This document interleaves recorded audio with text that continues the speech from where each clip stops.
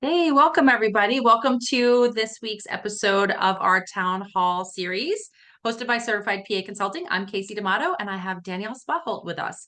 I'm president of Certified PA Consulting, and Danielle is our senior consultant.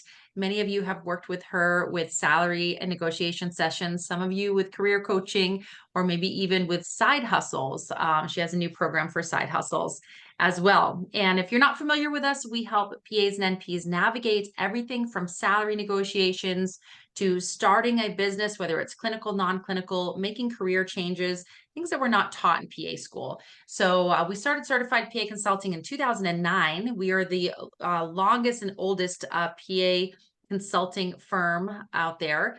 With the most experience by far. So we have business experience, have owned businesses, managed businesses, as well as negotiated very high salaries. We have helped thousands of PAs over the last 15 years navigate not just negotiating, but understanding when to make an exit or career change, helping people navigate that, even if it's non-clinical. And we're going to talk about some career changes and career tips and ways to avoid burnout, which I know is top of mind for many people, especially when we're talking about different seasons. We're talking about New Year right now and how to avoid burnout in New Year, but this can happen really at any time. And we see it a lot. It can be early stage in career, even just a few years after graduation. It can be, a decade in, or it could be towards the end of a career when all of a sudden, we're just feeling not that excited about what we're doing. We're just feeling a little exhausted and unfulfilled with our current situation professionally. And that's what burnout is. And burnout is just, we're no longer getting the fulfillment and the joy and the excitement out of what we're doing day to day. And there are lots of ways to avoid burnout or to supplement our lives in ways that our life is more fulfilling so that it supports everything in what we're doing. And it's also important to recognize that it's not only PAs or NPs, but also physicians, nurses, almost any industry can experience burnout. And you're not alone if this is you and you're experiencing it. So please don't suffer in silence, in misery, feeling trapped in a life that you've created, like there's nothing else and you're not happy anymore. There are lots of ways to kind of reconcile and prevent burnout, avoid burnout, navigate around it, and if you're already there, to get out of it.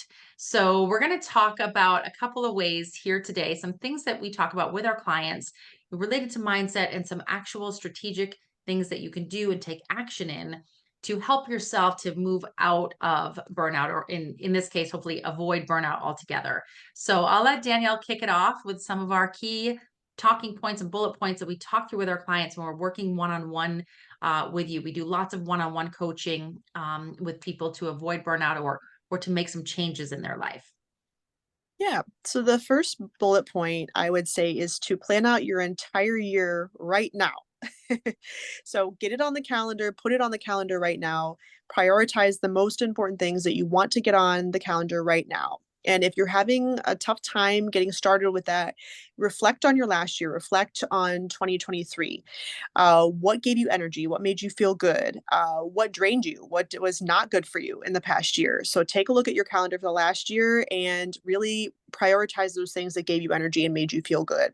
And this can be anything. So maybe you want a special vacation with your family. Put it on the calendar right now. Maybe you want to go on a weekend trip with your friends. Put, a guy's trip, a girl's trip, put it on the calendar right now even if it's in, 6 months from now, put it on the calendar right now, save that date, protect that date. Do you want to achieve a particular goal? Divide that up into micro goals, put them on your calendar right now. It is very easy to let all the other things in life and other people take advantage of our time and our calendars. And so if you put it on there now, you will protect it and it will be on and protected from everything else, all the other pressures in life. So really defining what is most important for you for this year and get those dates on the calendar right now.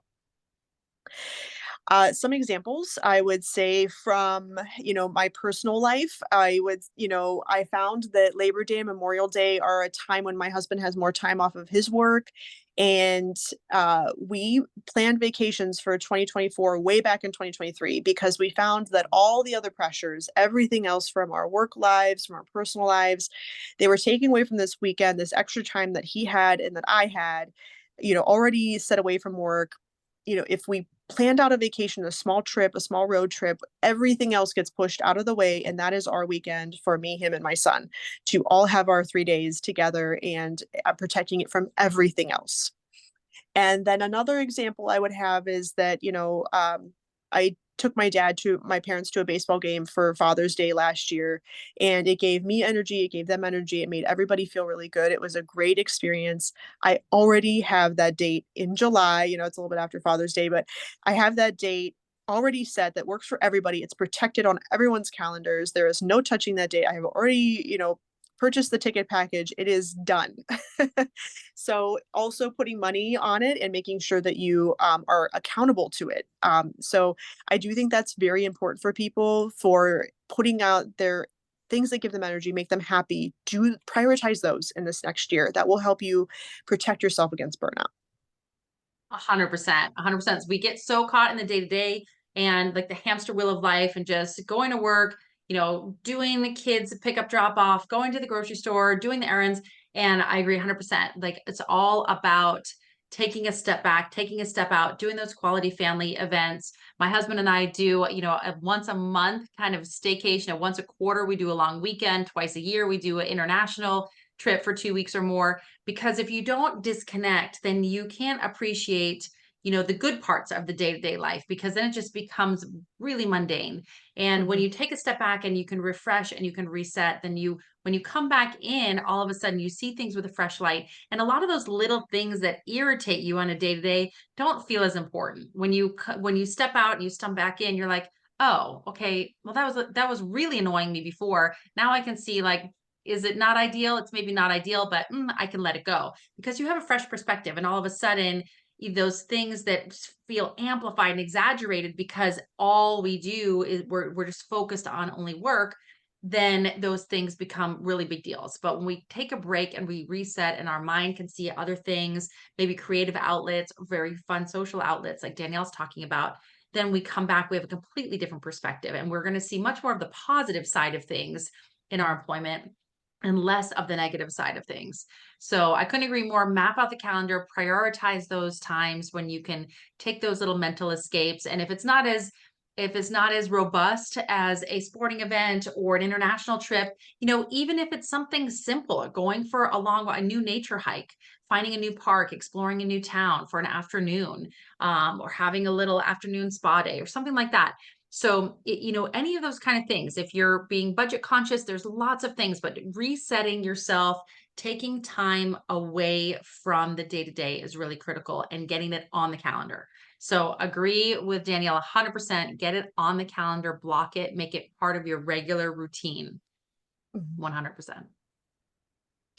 Then number two would be also to define your personal and career goals and values for 2024.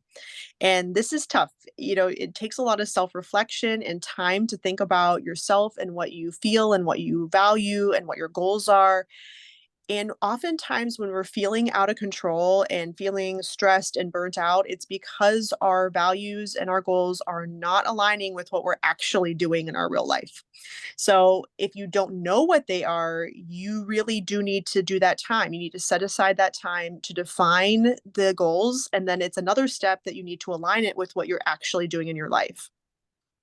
If you're having trouble with this, we do help with this process because it is so difficult. It's really hard to think about what you value. That's not easy. It's not an easy answer, and it changes throughout our lives. So we can help you work through this process, kind of help you figure this out for yourself because it is hard sometimes to see ourselves objectively. And so we will help you through that process. Definitely setting the goals and short term and long term, because it's oftentimes we'll say to our clients, we'll say, are you working someplace that you could visualize being in all the way till retirement? Could you work here 20 years, 25 years, 30 years into the future? And it's very interesting. Some people right away will say, absolutely not. There's no way. And other people will say, yeah, actually, I really love it here. And they're coming to us to ask for help, maybe with a negotiation, or there's something that they're frustrated with, maybe with a relationship in the practice. But when we ask that question about their long-term goals and their long-term vision, it becomes very clear what then the short-term steps will be. Because if somebody says, oh, absolutely not, I could not see myself here long-term, well, then right away we realize we're not just talking about a salary negotiation here, or we're not just talking about maybe one personality conflict, or we're not just talking about maybe feeling a little bit restricted by certain procedures or some limitation in our role. There's something bigger going on with the situation that we need to set some short-term goals around what we want. Is there a short-term purpose for where we're working now? Maybe it's a financially, who knows what it might be, depending on your personal life. But it's really, really important to know what your short-term goals are and what your long-term goals are. You might have some medium ones in the mix as well. Because if you don't, that is very likely going to lead you to burnout. Because as medical providers, we're doing the same thing every day for many years, and it can get monotonous. And that's when we start seeing the negative side of things more than the positive.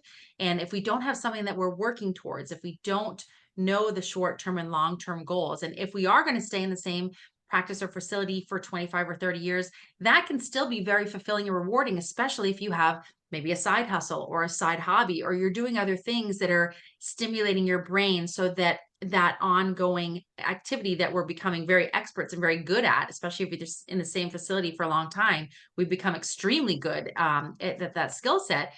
But we're stimulating our brains in other ways. So we're having that fulfillment of progress and learning and challenges in different ways that are fun and rewarding um, outside of the practice. So it's very possible to be very successful and very happy staying in the same facility for a long term, but that's not for everyone. And lots of our clients will make changes and make pivots, and that's also very acceptable. But coming back to Danielle's point, the most important thing is that you know for you what you want. And then we can certainly help you create the steps to get there if it feels challenging to do that on your own. But the first step is to think about, what do you want and what do you want for the long term? And then the third bullet point here is to set, and we kind of touched on this, but I want to make it really clear that you do need to set aside time for this self-reflection. So if you are feeling out of control, you're feeling burnt out, you need to define a tempo. Maybe if you're feeling very burnt out, maybe you need something every day, every week, that you have this time to think about what you need, what your values are, what your goals are going to be. If you're out of control, you need to put this on the calendar and make sure that you have that time for that. And this could be as simple as a 20-minute walk out in nature. It could be 5 minutes of journaling, you name it, what looks good in your life to you. We also help clients. So if you find that you're really not doing well in figuring this out for yourself, there are people, coaches, professionals that can help you. We help you. I do this a lot for clients, helping them define what their goals, helping, push them in a healthy way to get towards their goals. And you'll find if you put if you put it on the calendar, a time with a coach, I find that the clients make a lot of progress in that week before they meet with me because they're thinking, oh, I have my meeting with Danielle coming up. I need to get going on my micro goals that we set. We set these micro goals. I'm accountable to them. She's going to ask me about these next week. And we do the same with our patients, regardless of what goals we want for their treatment, we're asking them, how did you do on that? Did you do that follow-up? Did you do this treatment that I asked you to do? So it's the same thing in your personal life. You have to be accountable to it, whether that's time or money. Hold yourself accountable to that. And if you put those things into it, you might take it more seriously. 100%. So, coming back to summarize that point number 3, in establishing self-reflection, self-care, and accountability, kind of all encompassing, is really, really important to avoid burnout. So that you are reflecting on what's important to you. You are investing that time in your self-care, whether that's working out with those family escapes and the things we talked about earlier, and you are accountable to make some changes. If you're feeling burnt out and you're feeling unhappy with the current circumstance, the only option is to make a change. And to Danielle's point, sometimes being accountable to someone, because it's hard to change on our own. It's hard. It's just like, going on a weight loss journey or something like that. It's very challenging to do on your own. It's possible, but it's certainly a lot easier with a coach or a trainer, or if you're losing weight, a nutritionist, or somebody that's guiding you with some tools to help you, right? And it's the same kind of thing with burnout. The most important thing is to self-reflect, invest in some self-care, and to be accountable. If you're feeling like nothing's changing, be accountable to someone else to help you make some changes, because otherwise, guess what's going to happen? In 1 year, 2 year, 5 years, you're going to be in the same place feeling the same exact way. And that's not what anybody wants. So the reality is something has to change. And so that accountability is critical. So reflecting and acknowledging that there is an issue here. There is a mindset issue. You're feeling burnt out and you're feeling stagnant, and you're feeling you just lack of energy around what you're doing. It's time to make a change.